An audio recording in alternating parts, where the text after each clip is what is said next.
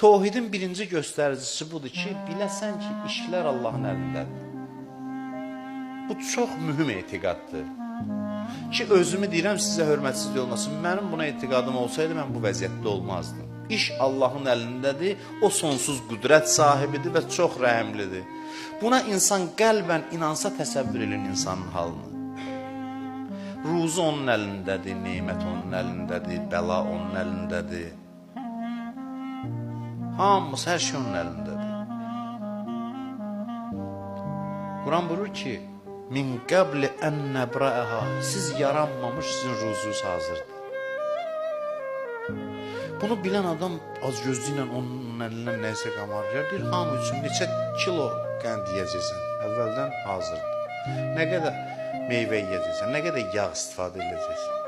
Bəzən onu başlayır çox yeməyə, qənd qalxır, deyir ki, daha məsələn, sənə qənd olmaz.